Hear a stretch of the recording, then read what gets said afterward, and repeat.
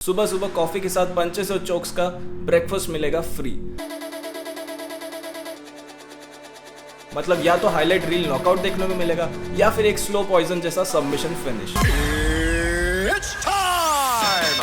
Hello नमस्ते जी and welcome back to MMA fight cast. UFC Paris आ रहा है और भाई पिक्चर दिस, पेरिस की रोशनियों के बीच आईफिल टावर के शैडो में एक ऑक्टागन सेट है जहां फाइटर्स अपना खून पसीना और लेगेसी तीनों स्टेक पे डालने वाले हैं। यूएफसी पेरिस कोई नॉर्मल फाइट नाइट नहीं है, ये है एक बैटलफील्ड जहां पॉल क्रेग अपनी जुजुत्सु का जाल बिछा रहा है, ओकी और मैसन जोन्स अपनी कंट्रोल केओस को अनलीश करने वाले हैं और पिटबुल वर्सेस कीटा एक legacy versus hungry new blood के बीच फाइट होने वाली है जहां एक पंच पूरा इक्वेशन बदल सकता है। और जब बात होती है को मेन इवेंट की तो Benoy Saint Dennis versus मारिशो Rufi, ये है एक पूरा केओस का फेस्टिवल। सैन डेनी अपनी सैवेज ग्रिट और सोल्जर्स माइंडसेट लेके आ रहा है और सामने है रूफी का रॉ पावर और हाईलाइट रील नॉकआउट्स का वॉकिंग थ्रेट। दोनों का स्टाइल एक ही चीज प्रॉमिस करता है और वो है फायरवर्क्स।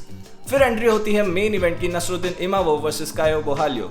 इमावोव एक काम कैलकुलेटेड फ्रेंच स्नाइपर है जिसका स्ट्राइकिंग एक सर्जन के स्कैल्पल की तरह प्रिसाइज्ड है। और सामने है बोहालियो, ब्राजीलियन बीस्ट जिसका प्रेशर और ग्रैपलिंग एक सुनामी जैसा है। ये फाइट एक स्टाइलिस्टिक कॉलिजन है जो मिडिल वेट रैंकिंग्स का मैप पूरी तरह चेंज कर सकती है। सच कहूं तो ये एक ऑर्डिनरी फाइट नाइट बिल्कुल नहीं है। ये कार्ड लिटरली डिसाइड कर सकता है कि मिडिल वेट का नेक्स्ट टाइटल चैलेंजर कौन होगा और इस कार्ड के इम्प्लीकेशंस इतने बड़े हैं कि मेन कार्ड मानो एक ऑडिशन है हमजा चिमायो के खिलाफ फाइट लड़ने के लिए। नेक्स्ट सैटरडे सितंबर 6 को यूएफसी पेरिस में होने वाला है और को मेन इवेंट में है मारिशो रूफी जो फाइटिंग नर्ड्स का गोल्डन प्रोडिजी है। उसकी टक्कर होगी home boy Benoit Saint Denis से। अभी लास्ट टाइम जब सैन डेनिस पेरिस में लड़ा था तो भाई मनी मोइकानो ने उसकी आंख लिटरली बंद कर दी थी। राउंड 2 के बाद डॉक्टर ने ये फाइट रोक दी थी क्योंकि बंदा लिटरली देख भी नहीं पा रहा था अपनी आंख से। मतलब खुद की कंट्री में अपने ही लोगों के सामने ऐसा सीन ब्रूटल AF था। तो इस बार बेनॉय सैन डेनिस भी आ रहा है रिवेंज मोड में। और भाई जब ये बंदा खुद को लेजेंड किलर समझता है ना तो सीधा समझ लो कि बंदों की आंखों में एक जॉन विक जैसी फायर है, लेकिन फ्लॉज भी हैं और वही हम डिस्कस करने वाले हैं। और रूफी की बात करें तो बंदा बॉबी ग्रीन को एक वायरल नॉकआउट दे चुका है और फैन फेवरेट भी है, लेकिन थोड़ा डाइसी भी है क्योंकि उसकी यूएफसी रन सिर्फ 3 फाइट्स की हैं। एक जैमी मुलार्की के अगेंस्ट जो खुद ग्लास चेन का वॉकिंग मीम है, फिर भी मुलार्की ने उसके किलर शॉट्स खाए और डिसीजन तक फाइट को ले गया। मतलब भाई अगर तेरे पंचेस एक चिनलेस मुलार्की को नहीं सुला सकते तो अभी थोड़ा होमवर्क पेंडिंग जरूर है। फिर बॉबी ग्रीन बूढ़ा होने के बावजूद खुद चला गया हाईलाइट रील बनने। हाइप तो डेफिनेटली है रूफी के अराउंड, बट ग्राउंड रियलिटी थोड़ी मिक्स्ड है। दूसरी साइड है सैन डेनिस। इस बंदे ने यूएफसी में 9 फाइट्स किए हैं, 3 लॉसेस भी हैं, लेकिन देखो किसके अगेंस्ट है, अलाजिटो सैंटोस के अगेंस्ट जो कि एक्स्ट्रा प्रोटीन शेक पे था, मोइकानो डस्टिन पोरियर के अगेंस्ट। दोनों बंदे जो टाइटल के लिए लड़ चुके हैं और यूएफसी के बिग नेम्स में शामिल हैं। मतलब लॉसेस जरूर हैं पर कॉन्टेक्स्ट समझना पड़ेगा कि ये बंदा यूएफसी के अच्छे फाइटर्स के अगेंस्ट ही हारा है। अब स्टाइलिस्टिकली सीन सिंपल है। अगर फाइट स्टैंडिंग रही तो रूफी के नास्टी काउंटर्स और McGregor style striking Saint Denis को प्रॉब्लम में डाल सकती है, लेकिन सैन डेनी का पूरा गेम ही यही है, थोड़ा स्ट्राइक करो, केओस क्रिएट करो और फिर टेक डाउन पे ले जाओ। Pace plus pressure is equal to opponent की बैंड बजा दो। रूफी के काउंटर्स खतरनाक हैं पर जब सामने वाला बंदा सिर्फ स्ट्राइक कर रहा हो तब। सैन डेनी तो खुद आया है ग्राइंड करने, पूरा lunge plus clinch plus drown mode, इसलिए अंडरडॉग ऑड्स पर सैन डेनी को इग्नोर करना बेवकूफ़ी होगी। और मुझे पर्सनली लगता है कि भाई को थोड़ा ज़्यादा विन कंडीशंस एडवांटेज है एज कम्पेयर टू रूफी। अब आते हैं मेन इवेंट पे, नसरुद्दीन इमावोव वर्सेस कायो बोहालियो। इमावोव थोड़ा सा अंडरडॉग आ रहा है और कायो अभी स्लाइट फेवरेट है और ऑनेस्टली मुझे ये फ्लिप सही लग रहा है। कायो बोहालियो एक calculated no risk type of fighter है जिसकी सॉलिड स्ट्राइकिंग है, ग्रैपलिंग भी सॉलिड है और दिमाग भी पूरा यूज करता है। इमावोव मोर एक्सप्लोसिव है और डेंजरस फिनिशर है, बट कार्डियो और केज वर्क में लूप होल्स हैं।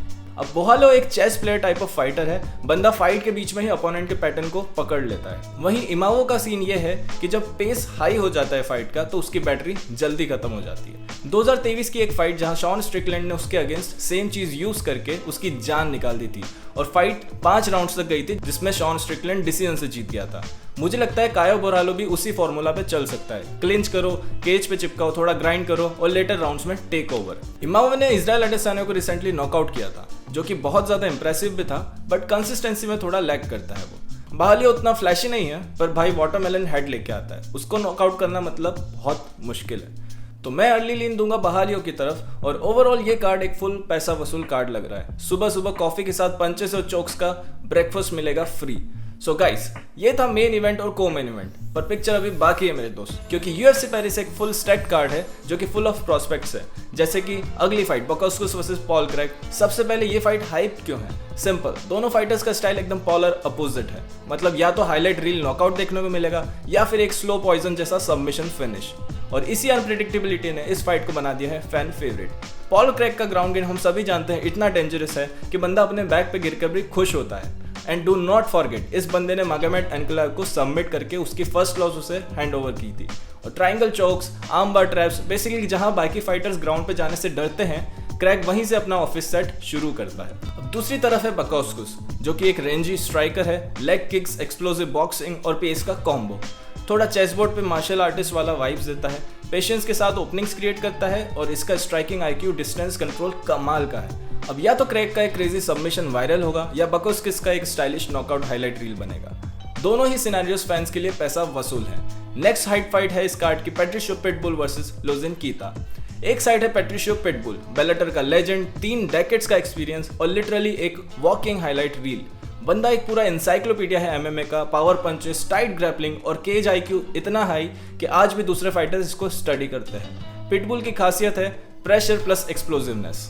छोटा फ्रेम होने के बावजूद उसके हुक्स और लो किक्स अपोनेंट्स की करियर ट्रैजेक्टरी ही बदल देते हैं। दूसरी साइड है लोजेन ब्लैक पैंथर कीटा, एक हंग्री फास्ट राइजिंग स्ट्राइकर। ये बंदा केज में आता है तो ऐसा लगता है नेटफ्लिक्स पे कोई न्यू एज थ्रिलर चल रही हो। कीटा का स्टाइल एकदम मॉडर्न किक बॉक्सिंग हैवी है, हाई वॉल्यूम, शार्प काउंटर्स और फुटवर्क जो पिटबुल के स्टैंड एंड ट्रेड स्टाइल को उसी के लिए खतरा बना सकता है। ये फाइट एक एमएमए इवोल्यूशन स्नैपशॉट है। एक तरफ है पुराना गार्ड जो पावर और फंडामेंटल्स पे टिका हुआ है, दूसरी तरफ है नया गार्ड जो स्पीड और एडेप्टेबिलिटी पे टिका हुआ है। इसके अलावा एक और फाइट है जो काफी जबरदस्त होगी, बोलाजी ओकी वर्सेस मैसन जॉन्स। अब ये एक ऐसी फाइट है जहां दोनों फाइटर्स लिटरली खुद को केओस मर्चेंट्स बोल सकते हैं। अगर फाइट शॉर्ट होती है तो ओकी के चांसेस ज्यादा हैं क्योंकि वो एक क्लीन शॉट में फाइट को खत्म कर सकता है। लेकिन अगर ये फाइट लंबी गई तो जोन्स का कार्डियो और एक्सपीरियंस उसको क्लियर एज देता है। तो ये था यूएफसी पेरिस का पूरा प्रीव्यू। एक कार्ड जो फाइट्स नहीं, एक स्टाइलिस्टिक पजल है। कहीं पॉल क्रैक का जुजुत्सु ट्रैप है, कहीं ओकी वर्सेस जॉन्स का केओस है और ऊपर से पिटबुल कीटा जैसे लेगेसी वर्सेस अपराइजिंग क्लैश। ये इवेंट सिर्फ पंचेस और किक्स का मैटर नहीं है भाई, ये है इवोल्यूशन का एक snapshot. Old guard versus new blood, power versus space, chaos versus control. So that's it for this video guys. This is MMA fightcast. अगर आपको ये वीडियो पसंद आया तो चैनल को सब्सक्राइब करना, वीडियो को लाइक करना। मिलते हैं नेक्स्ट वीडियो में, तब तक के लिए पीस।